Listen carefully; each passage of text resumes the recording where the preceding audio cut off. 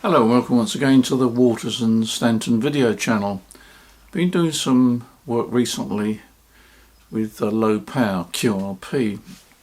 I've been using this little transceiver, QMX transceiver, made by QRP Labs, and I thought I'd try it as a portable station using a mobile setup.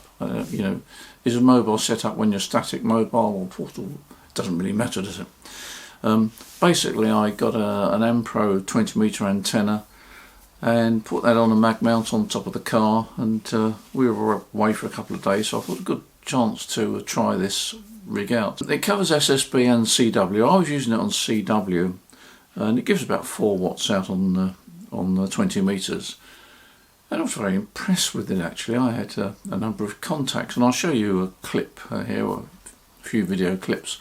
Sorry it's a bit noisy, but I didn't have a mic to clip on to my top here, so there's a bit of traffic noise.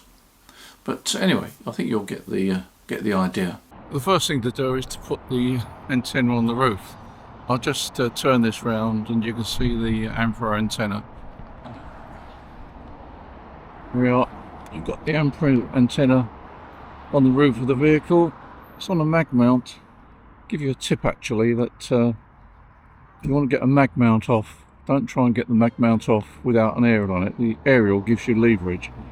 I've used the diamond mag mount. Now diamond mag mounts are particularly good. They're not the cheapest. Good thing about them is, first of all, the magnet is very strong, and secondly, the protective cover underneath is quite thin, and the thickness of that protective covering underneath determines how much capacity you get between the mag mount and the body. So, gosh, it's strong. You can see there we've got a protective coating on the bottom there, but it's not super thick. Some of the cheaper mag mounts have got rubberized bases to protect the vehicle. Well, it may seem a good idea. The problem is that it doesn't add enough capacity. So if you can afford it, go for a decent mag mount like one of the diamond ones, and you'll get much better performance. Now this is my complete portable system in an old Helicraft bag actually, and got the QMX transceiver there, upside down, but it's turning around the right way.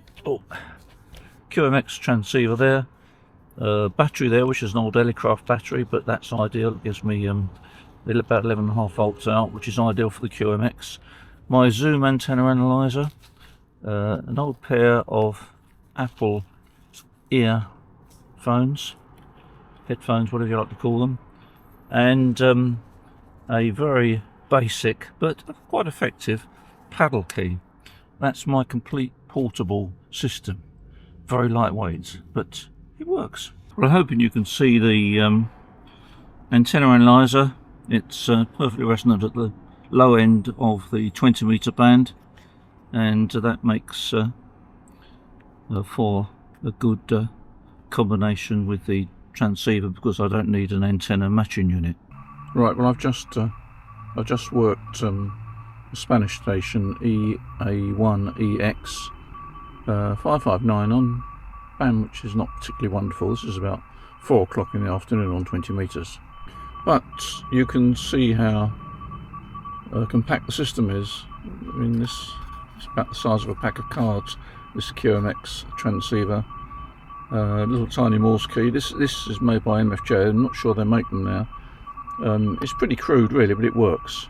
And I've got this white lead here goes to my headphones, and that's my complete portable system. Currently running 5 watts on 20 meters. The QMX has got a built-in VSWR meter and a tune function. You press the button on the right hand side, you see the SWR, and it generates a 50% steady carrier for adjusting an ATU. The QMX offers either full break-in or semi-break-in on CW.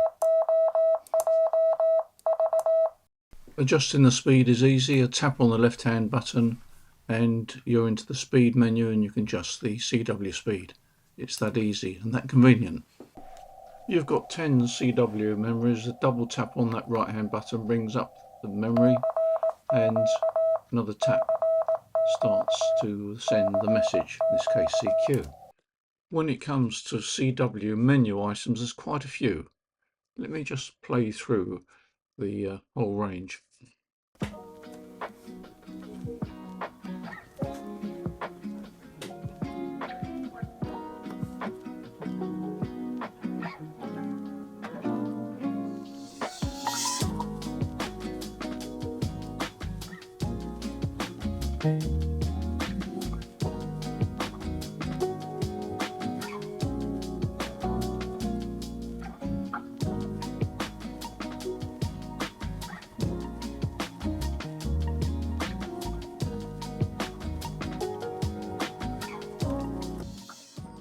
The QMX is about the size of a pack of cards, but it's certainly no joker. It's a serious radio. This radio also is capable of SSB, serious SSB, controlled envelope SSB and polar modulation. I'll cover that in a later video. Well, I think it's a great little transceiver for portable operation, particularly if you're going to travel light, perhaps POTA or SOTA operation. It literally is a pocket radio, and the current drawn is very low, and that little battery that I showed in one of the pictures there, that will last for several hours of average transmission time.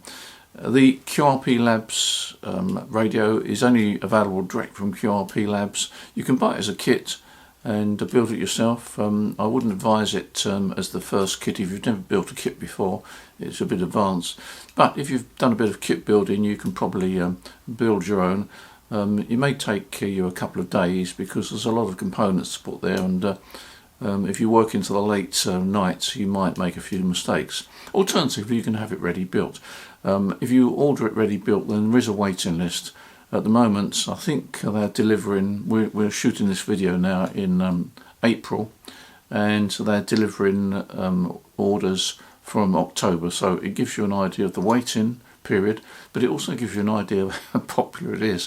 When I last checked, there was something like about 800 back orders, but it's well worth waiting for. It's a very serious radio, and if you put your order in now, well, you'll get one. I was going to say before Christmas. You'll probably get one towards the end of the summer, I should think. But anyway, there we are. Go on the website, QRP Labs. In the meantime, thanks for watching this video. Much appreciated. You take care. And I will come back to this radio and talk about SSB, because on SSB it does really shine. It's something rather special. But anyway, we'll cover that in the appropriate video.